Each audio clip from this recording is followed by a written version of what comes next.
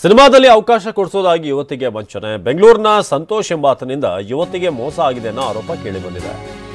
ಸಿನಿಮಾದಲ್ಲಿ ಚಾನ್ಸ್ ಕೊಡಿಸ್ತೀನಿ ಅಂತ ಹಲವಾರು ಬಾರಿ ವಂಚನೆ ಆಗಿರುವಂತಹ ಪ್ರಕರಣಗಳನ್ನು ನಾವು ಗಮನಿಸಿದ್ದೀವಿ.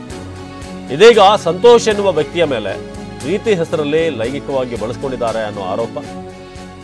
ಕನ್ನಡ ತಮಿಳು ಚಿತ್ರಗಳಲ್ಲಿ ನಟಿಸಿರುವಂತಹ ಆರೋಪಿ ಸಂತೋಷ್ ಸಿನಿಮಾದಲ್ಲಿ ಅವಕಾಶ ಸಿಗದ ಬಳಿಕ ಸೈಲೆಂಟ್ ಆಗಿದ್ದಂಥ ಯುವತಿ ಸುಮ್ಮನಿದ್ರು ಕೂಡ ಮನೆ ಹತ್ರ ಬಂದು ಈತ ಕಿರಿಕ್ ಮಾಡ್ತಿದ್ದ ಅನ್ನೋ ಆರೋಪ ಇದೆ.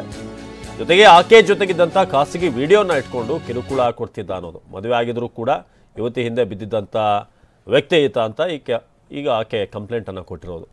ಸೊ ಬೆಂಗಳೂರಿನ ಸಂತೋಷ್ ಎಂಬಾತನಿಂದ ಯುವತಿಗೆ ಮೋಸ ಆಗಿದೆ ಅನ್ನೋದು. ರಾಚಪ್ಪ ಈ ಬಗ್ಗೆ ಹೆಚ್ಚಿನ ಮಾಹಿತಿಯನ್ನು ಕೊಡ್ತಾರೆ. ರಾಚಪ್ಪ, ಯಾವಾಗಿಂದ ಸಿನಿಮಾದಲ್ಲಿ ಚಾನ್ಸ್ ಕೊಡಿಸ್ತೀನಿ ಅಂತ ಹೇಗೆ ಇವರ ಕಾಂಟ್ಯಾಕ್ಟ್ ಆಯಿತು?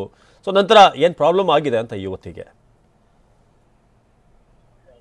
ಅವಿನಾಶ್, ಬೆಂಗಳೂರು ಮೂಲದ ಯುವತಿಗೆ ಸುಮಾರು 2019ರಲ್ಲಿ ಅಂದ್ರೆ ಕನ್ನಡ ಸೇರಿದಂತೆ ತಮಿಳು ಸಿನಿಮಾಗಳಲ್ಲಿ ಸಣ್ಣ ಪುಟ್ಟ ಪಾತ್ರವನ್ನ ಮಾಡ್ಕೊಂಡಿದ್ದಂತಹ ಸಂತೋಷ್ ಅನ್ನುವಂತ ಇದ್ದಾನೆ. ಆತ ಯುವತಿಗೆ ಪರಿಚಯವಾದಂತಹ ಒಂದಿಷ್ಟು ನಿಮ್ಮ ಉಬ್ಬಿದ ರಕ್ತನಾಳಗಳ ಸಮಸ್ಯೆಗೆ ಎವಿಸ್ ಆಸ್ಪತ್ರೆಯಲ್ಲಿ ಕೇವಲ 30 ನಿಮಿಷದ ಲೇಸರ್ ಚಿಕಿತ್ಸೆಯೊಂದಿಗೆ ಮುಕ್ತಿ ಹೊಂದಬಹುದು. ಹೆಚ್ಚಿನ ವಿವರಗಳಿಗಾಗಿ ಸಂಪರ್ಕಿಸಿ 8088837300.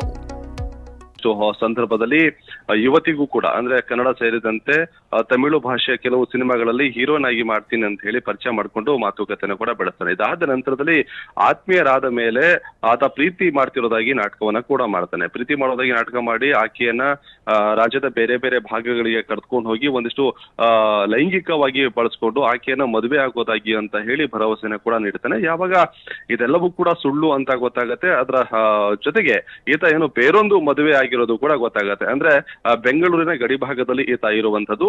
ಅಲ್ಲಿ ಹೋಗಿ ಯುವತಿ ಪ್ರಶ್ನೆ ಮಾಡಿದಂತ ಒಂದು ಸಂದರ್ಭದಲ್ಲಿ ಯುವತಿಗೆ ಆತ ಥಳಿಸಿರೋದು ಕೂಡ ಗೊತ್ತಾಗತ್ತೆ. ಇದಕ್ಕೆ ಸಂಬಂಧಪಟ್ಟಂತೆ ಬೆಂಗಳೂರಲ್ಲಿರುವಂತಹ ಜ್ಞಾನಭಾರತಿ ಪೊಲೀಸರಿಗೂ ಕೂಡ ದೂರನ್ನ ಕೂಡ ಕೊಡ್ತಾರೆ. ಅಂದ್ರೆ ಈ 6 ತಿಂಗಳ ಹಿಂದೆ ಆದಂತಹ ಒಂದಿಷ್ಟು ಘಟನೆ ಇದು. ಅದಾದ ನಂತರದಲ್ಲಿ ಕೃತ್ಯ ನಡೆದಂತಹ ಆಧಾರದ ಮೇಲೆ ಅತ್ತಿಬೆಲೆ ಪೊಲೀಸ್ ಠಾಣೆಗೆ ಜ್ಞಾನಭಾರತಿ ಪೊಲೀಸರು ಪ್ರಕರಣವನ್ನ ಕೂಡ ವರ್ಗಾವಣೆ ಮಾಡ್ತಾರೆ. ಆದ್ರೆ ಪೊಲೀಸರು ಅಲ್ಲಿ ಯಾವುದೇ ರೀತಿಯಲ್ಲೂ ಕೂಡ ಕ್ರಮವನ್ನ ತೆಗೆದುಕೊಳ್ಳೋದಿಲ್ಲ.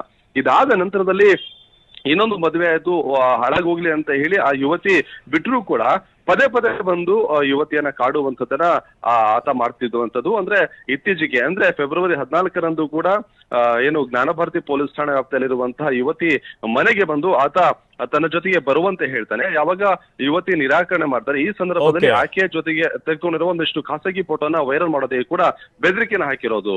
ಅವಿನಾಶ್, ಧನ್ಯವಾದ ರಾಚಪ್ಪ.